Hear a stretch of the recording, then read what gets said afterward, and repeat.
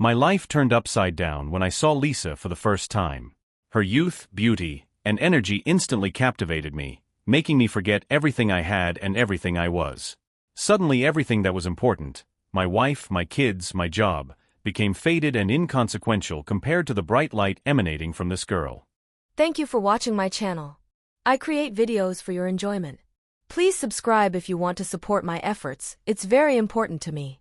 I apologize in advance for any mistakes, dubbing is done by neural network. Please point out mistakes in the comments so I can correct them. I was 45 years old and had a seemingly perfect family, a loving wife, 2 wonderful children, a stable job.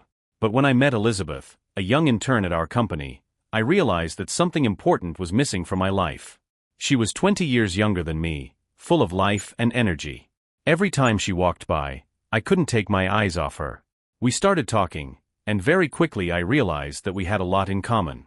First it was innocent conversations at work, then lunches and dinners. I began to spend more and more time with Elizabeth, and every day my infatuation only grew stronger. I bought her expensive gifts, jewelry, designer clothes, concert tickets. I spent huge sums of money on her, without thinking that by doing so I was alienating myself from my family. My wife Margaret began to notice the change. She asked why I was staying late at work so often, why our credit card bills had gotten so large. I brushed it off, made excuses, assured her that everything was fine. But inside, I knew our life would never be the same again. The kids began to sense something was wrong too. My son David, who was 17, and daughter Anna, who was 14, noticed that I was spending less time with them. We used to go out together a lot, play board games, discuss their studies and future plans. Now I was increasingly skipping family events to be with Elizabeth. That all changed one day when I realized how far my feelings for Elizabeth had gone. It was a normal Friday night, and I had come into work to finish up a few tasks that were left for the following week.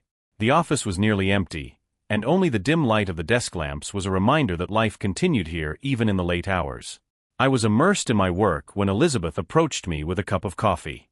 We started talking, and the conversation dragged on until midnight. We discussed our dreams, ambitions, and even our fears. I suddenly realized that it had been a long time since I had spoken so frankly with Margaret.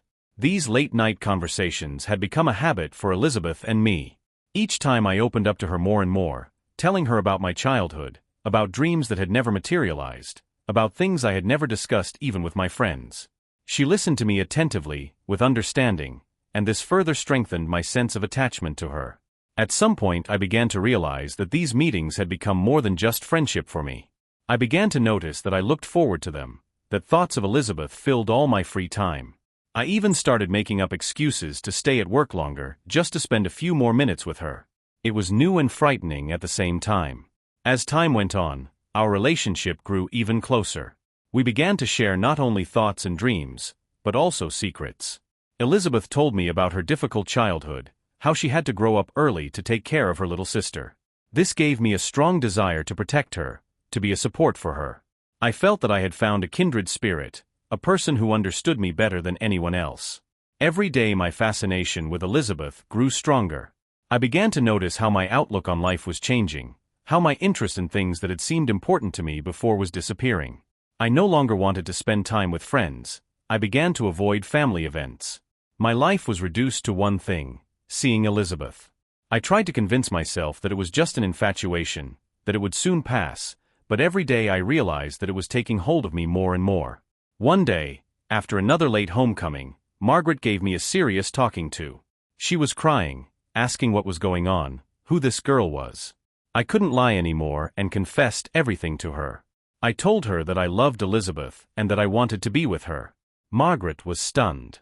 She couldn't believe that I was willing to give up everything for a young girl. Our relationship quickly went downhill. Margaret and I fought constantly, and every conversation we had ended in yelling and recriminations. She tried to keep the family together for the sake of the children, but I was too absorbed in my new infatuation. Eventually, we divorced. The children stayed with Margaret, and I moved in with Elizabeth. Life with Elizabeth was like a sweet dream. I felt young and free. We traveled, went to expensive restaurants and parties. I spent more and more money on her without thinking about the consequences. But soon this fairy tale began to turn into a nightmare. Elizabeth gradually began to show her true colors. She became demanding and capricious, always wanting more. Every time I couldn't satisfy her whims, she made a scene. She didn't like it when I tried to spend time with friends or pay attention to work. She demanded that I be with her every minute. We stopped traveling because she wanted more expensive and luxurious trips that I could no longer afford. My children turned their backs on me. David and Anna no longer wanted to socialize with me. They couldn't forgive me for leaving them and their mother for a young mistress. I tried to get in touch with them, calling, texting, offering to meet, but they refused. Each of their refusals hurt me more, but I kept hoping that they would understand and forgive me. Elizabeth, seeing my condition, tried to support me at first, but then she started to get annoyed. She wanted fun and carefree life, not my constant worrying about the children. We began to quarrel more and more often, and our relationship began to fray. One night, when I came home after work, Elizabeth gave me a scandal. She yelled that she was tired of my busyness, that she needed more attention and money. She accused me of not earning enough, that I had become boring and predictable. She demanded expensive gifts and travel that I could no longer afford. I could feel our connection slipping from my grasp. I was still madly in love with her, but I realized that our relationship had become toxic. Elizabeth started spending time with other men, going out with friends, leaving me alone. She always made excuses for her behavior, saying I was to blame for our problems. My finances were getting worse and worse. I started taking out loans to meet Elizabeth's demands.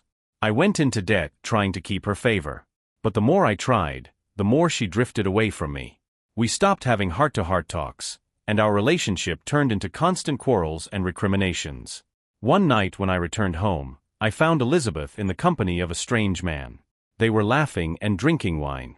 I realized I couldn't live like that anymore. I couldn't stand it and kicked him out of the apartment, but Elizabeth only laughed, saying that she didn't care, that she would find someone else. She confessed to me that she was always looking for a better life, that I was only temporary fun for her. She said she was bored with the likes of me, that she wanted younger and richer men. Her words were like a knife in my heart. I realized that I had lost everything because of my stupidity and selfishness. Elizabeth left me, leaving me alone in an empty apartment. I was left with no money, no family, no future. I tried to contact Margaret and the children, but they wouldn't talk to me. My life became a void. Months passed and I still couldn't recover from this blow. I tried to find a job, to regain my financial stability, but my luck turned away from me. In the evenings, I sat alone in my empty apartment, looking at pictures of my children and thinking about how I could have lost it all. This emptiness inside me grew every day, and I realized that I had made the biggest mistake of my life, trading everything that was dear to me for a fleeting passion. One day I ventured to write a long letter to Margaret and the children. I apologized for all my mistakes, for betraying their trust and destroying our family. I wrote that I understood if they couldn't forgive me, but I wanted them to know that I loved them and always would. This letter was an act of remorse for me, an attempt to somehow alleviate the heaviness on my soul. There was no reply. In my heart, I knew I didn't deserve forgiveness. But I hoped that someday my children would read this letter and realize that their father was just a man who had made a terrible mistake, but had always loved them with all his heart. Now I live alone, trying to find meaning in life. I realize that I have lost the most precious thing I had and that I can never get it back. Every day for me is a struggle with myself, with regret and guilt that won't let me go for a second. I often think about what could have been if I had done things differently, if I hadn't given in to my weaknesses. One such day, as I sat in the kitchen, immersed in my dark thoughts, I received an unexpected phone call from my mother. She was the only one who hadn't turned her back on me, even though she didn't support my decision to leave the family. I could hear the concern and care in her voice, and it made me feel, for the first time in a long time, that I wasn't completely alone in the world. My mother invited me to come over to her house to spend some time together and talk. I didn't accept her invitation right away, but after a few days I decided to visit her. The house where I grew up was full of memories, and once there, I felt some strange mixture of calm and longing. My mother spoke to me at length. She didn't rebuke, she didn't judge, but her words were full of wisdom and understanding. She reminded me that life goes on, even after such deep falls, and that I must find the strength to move on. Slowly but surely, I began to rebuild my life. I found a job, even though it was far from the level I was at before. I started spending more time alone with myself, reflecting on my actions and how I could make a fresh start. It was a difficult process, but I knew I had no other way. Gradually, I began to discover new hobbies. I started playing sports, which helped me get rid of the accumulated stress and tension. I also got into reading, trying to distract myself from obsessive thoughts and immerse myself in other worlds. I even started taking cooking classes to learn how to cook for myself. They were small steps, but they made me feel like I was taking control of my life again. As time went on, I gained courage and decided to try to have a relationship with my children again. I knew that the road to forgiving them would be a long one, and that they might never be able to forgive me completely. But I couldn't just give up. I started writing them letters, each one filled with my feelings, my worries, and the hope that they could see me as someone who was truly remorseful for my actions. The first responses from David and Anna were short and restrained. They did not show any desire to repair the relationship, but they did not reject me completely. That gave me hope. I kept writing, trying not to pressure them, but doing my best to let them know that I was here, that I had changed, and that I would always love them. As time went on, our correspondences became a little more lively. We started discussing their academic progress, their plans for the future. These were small steps to rebuilding our communication, but they meant everything to me.